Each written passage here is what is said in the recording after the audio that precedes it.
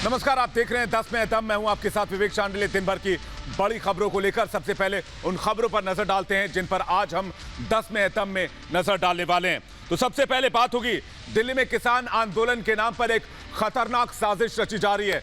थोड़े दिन पहले मैंने आपको बताया था कि किस तरह से एक खुफिया जानकारी आईबी के हाथों लगी है। तो उस खतरनाक प्लान यानी कि खालिस्तान के खतरनाक प्लान के बारे में आपको जानकारी देंगे। ऑपरेशन डर्टी गेम एक्सक्लूसिव एक स्टिंग ऑपरेशन राज कुंद्रा के मामले के में हम आपके लिए लेकर आए हैं, वो भी आपके सामने रखेंगे। लेकिन राज कुंद्रा ने एक डर्टी पिक्चर का प्लान बी भी तैयार किया था। इसमें कमाई से लेकर हर उस बात का जिक्र था कि कैसे रोजगार को आगे, इस कारोबार को आगे बढ़ाया जाएगा। इसकी जानकारी भी आपको देंगे। ममता बनर्जी अब पूरे देश में खेला करने जा रही हैं, इसका ऐलान उन्होंने कर दिया है।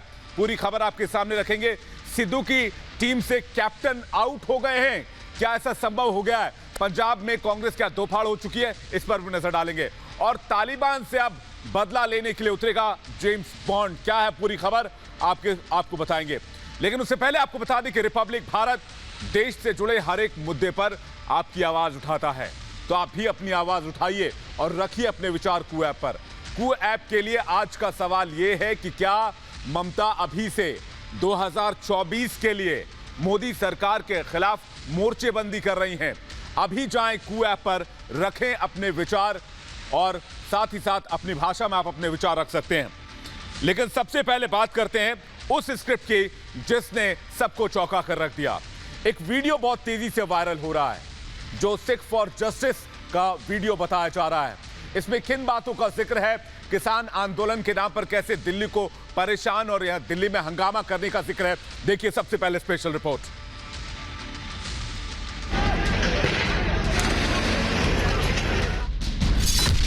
संसद पर कब्जे की साजिश,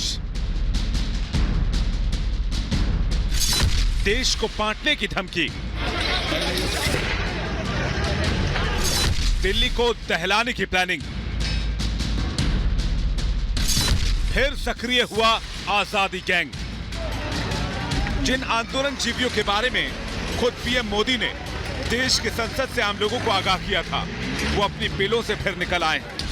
आंदोलन का दिन बदल चुका है, तारीख बदल चुकी है, लेकिन अगर कुछ नहीं बदला है तो वो है उन आंदोलन जीवियों की मानसिकता जिन्होंने 26 जनवरी के महान दिन में देश की छवि और तिरंगे को शर्मसार किया। एक बार फिर से किसान आंदोलन के नाम पर दिल्ली को हाईजैक करने की प्लानिंग की जा रही। 22 जुलाई के आंदोलन से पहले एसएफजे यानी सिख फॉर जस्टिस सक्रिय हो गया है। इस बार मंशा सिर्फ हंगामे की नहीं बल्कि देश के तिरंगे को लेकर भी नापाक मंसूबे पाले जा रहे हैं। किसान आंदोलन से पहले सिख फॉर जस्टिस नेता गुरुपतवंत सिंह पन्नू ने फिर से किसानों के बीच जाकर जहर उगला। पतवंत सिंह पन्नू ने कहा, पतवंत सिंह पन्नू ने 22 जुलाई के दिन भारत के संसद को घेरने की धमकी दी है। धमकी भरे वीडियो में युवाओं और किसानों को 22 जुलाई के दिन दिल्ली में हथियारों के साथ घुसने को कहा गया है। भड़काऊ वीडियो के जरिए एक बार फिर से दिल्ली में तिरंगा हटाकर केसरी झंडा फहराने की बात कही गई है। इसके अलावा सिख फॉर जस्टिस हिंदुस्तान के टुकड़े टुकड़े करने की बात भी कर रहा है। कृषि कानून के खिलाफ 8 महीने से किसान प्रदर्शन कर रहे हैं और कल दिल्ली में संसद के बाहर किसान धरना देने पर अड़े हैं।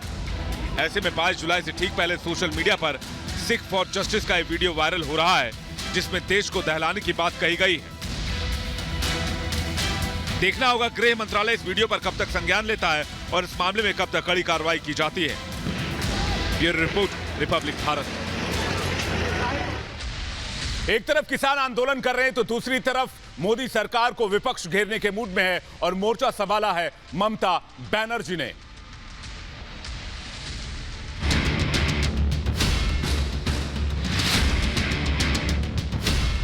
ততদিন রাজ্যে রাজ্যে খেলা হবে, এভরি বুথে খেলা হবে, সমস্ত জায়গায় খেলা হবে। 2024 में फिर मोदी वर्सेस पूरा विपक्ष।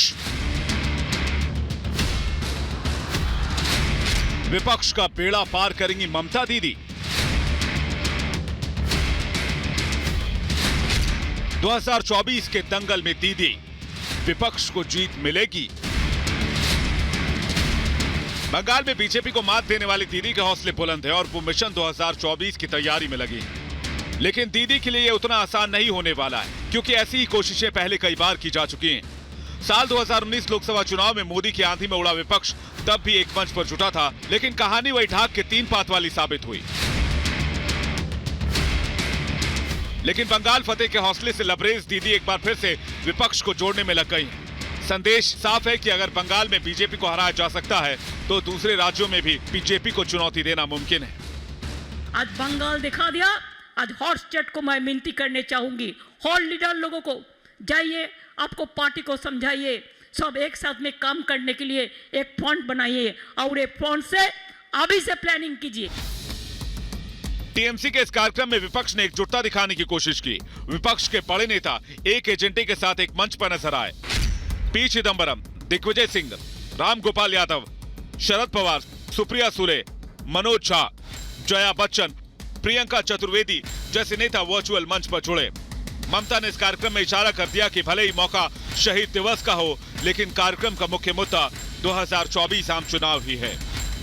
आज हम लोग को इकट्ठा होना चाहिए। हमारा क्या सेल्फ इंटरेस्ट है वो हम भूलने चाहते हैं। हमारा इंटरेस्ट है कि है देश को बचाना, है कि इंटरेस्ट है जनता को बचाना, एक ही इंटरेस्ट है हॉट स्टेट को बचाना, फेडरल स्ट्रक्चर को बचाना। मोदी के सामने बिखरे विपक्ष की सबसे बड़ी कमजोरी चेहरे की है। विपक्ष के पास ऐसा कोई चेहरा नहीं है जिसे पूरा देश स्वीकार करे। इसलिए दीदी ने इस बार शहीद दिवस पर पश्चिम बंगाल के अलावा भी दूसरे राज्यों में कार्यकर्ताओं तक पहुंचने की कोशिश की, जिसमें गुजरात, यूपी, बिहार और दिल्ली अहम रहा। आज के बयान से ममता ने साफ संकेत दिए हैं कि अगली लड़ाई बंगाल के बाहर लड़ी जाएगी। सबसे ज्यादा चर्चा पीएम मोदी के गृह राज्य गुजरात में ममता बनर्जी के संबोधन की है, लेकिन बंगाल के बाहर टीएमसी कितनी कामयाब होगी ये फिलहाल नहीं कहा जा सकता।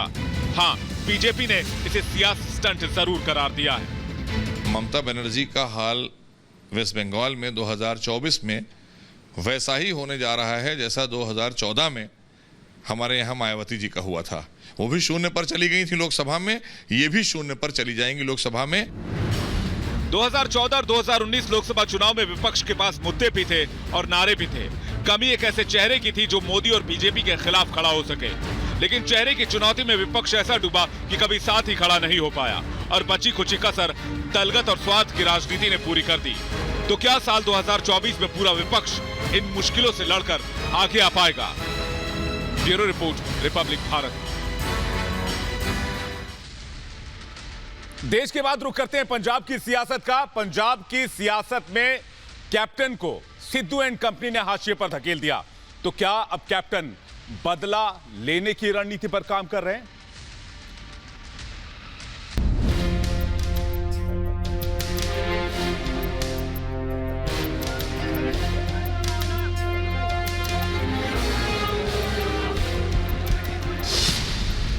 पंजाब में गहराया कांग्रेस का सियासी संकट।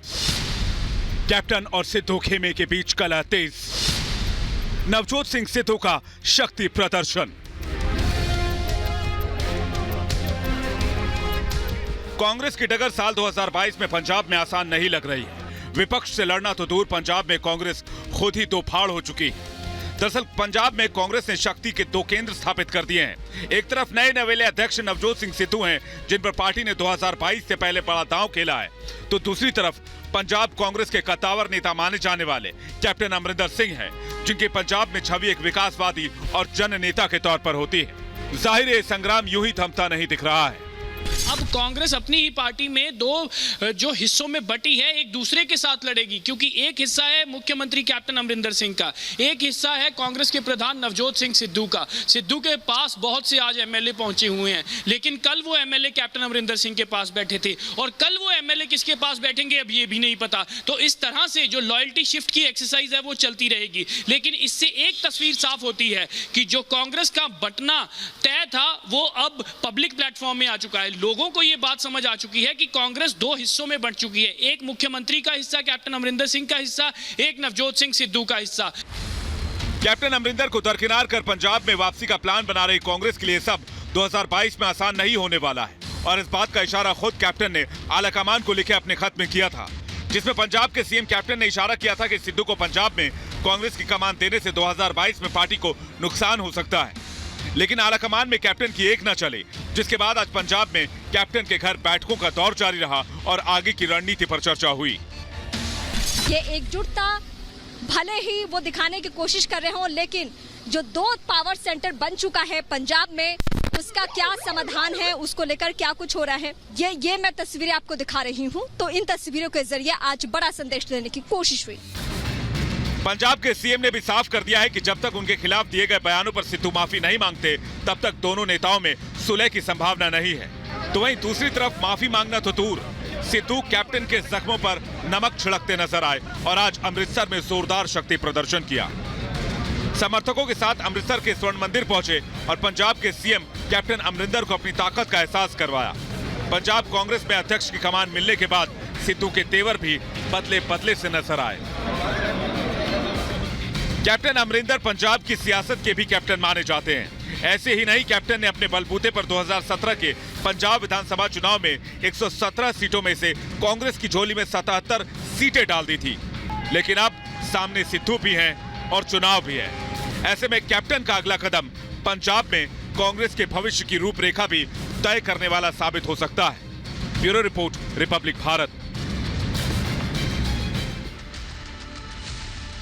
जब भी कोई खबर सामने आती है, हम उस खबर के तह तक जाते हैं और जब राज कुंद्रा के मामले की खबर सामने आई तो हमने लंदन में उस ऑफिस तक जाने का फैसला किया जहां से इस पूरे प्रोडक्शन हाउस को चलाया जाता था। देखिए ये एक्सक्लूसिव स्टिंग ऑपरेशन।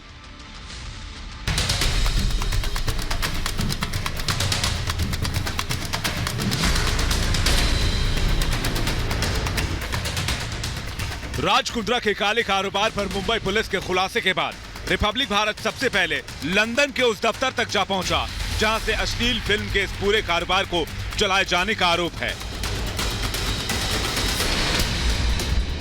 कल मुंबई पुलिस ने दावा किया था कि लंदन में रजिस्टर्ड कैनन कंपनी भारत से भेजे गए अश्लील वीडियो को हॉट शॉट्स के नाम के एप्लीकेशन पर पब्लिश करती थी। मुंबई पुलिस के दावों की पड़ताल के लिए जब रिपब्लिक भारत लंदन में कैनन प्रोडक्शन के दफ्तर पहुंचा, तब खुद देखिए वहां क्या हुआ। Are you sure Pradeep Bakshi is not here, or he is not? I don't know of that name. As I say, I'm only covering him. So are you sure this company is registered here? That company is definitely registered here. Yeah. Okay. 100%, but I can't tell you any more than that. But yeah, they're definitely registered here. Oh, so do you know Raj Kundra? No, as I say, I'm only covering here, so I've only been here like 2 days. So Okay. I don't know. But even if I did know, I wouldn't be able to tell you. We're not allowed to do so. सुना आपने, cannon की कर्मचारी ने ये तो माना कि company इसी पते पर रजिस्टर्ड है, लेकिन उसने प्रदीप बख्शी और राज कुंद्रा के बारे में कोई भी जानकारी देने से साफ इनकार कर दिया। एक बार फिर से सुनिए, लंदन में कैनन कंपनी के दफ्तर में मौजूद कर्मचारी ने हमारे संवाददाता से क्या कहा। Are you sure Pradeep Bakshi is not here, or he is not? I don't know of that name. As I say, I'm only covering him. So are you sure this company is registered here? That company is definitely registered here. Yeah. Okay. 100%, but I can't tell you any more than that. But yeah, they're definitely registered here. Oh, so do you know Raj Kundra? No, as I say, I'm only covering here, so I've only been here like 2 days. So Okay. I don't know. But even if I did know, I wouldn't be able to tell you. We're not allowed to do so. Republic Bharat सबसे पहले London की गलियों में मौजूद उस दफ्तर तक पहुंचा जहां भारत में बनाई सैकड़ों अश्लील फिल्मों को एडिट कर एप्लीकेशन पर पब्लिश किया गया। इस मामले में मुंबई पुलिस राज कुंद्रा और उसके रिश्तेदार प्रदीप बख्शी को मुख्य आरोपी मान रही है। रिपब्लिक भारत के खुलासे से साफ है कि लंदन में कैनन प्रोडक्शन का दफ्तर मौजूद है, लेकिन बड़ा सवाल यह है कि क्या इस दफ्तर के अंदर से वो सच्चाई बाहर आ पाएगी जो बात मुंबई पुलिस कह रही है। Bureau report, Republic Bharat. साल 2001 के बाद भारत का एक बड़ा निवेश अफगानिस्तान में हुआ और अब उस निवेश को और भारत अफगानिस्तान के रिश्तों को बचाने की चुनौती है, इसलिए जेम्स बॉन्ड की एंट्री होने जा रही है।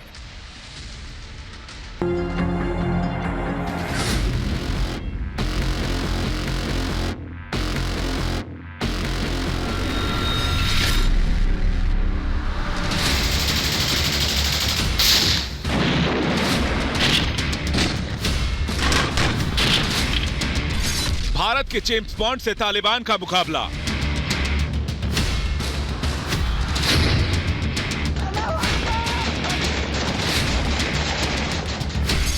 तालिबान के खात्मे का काउंटडाउन शुरू।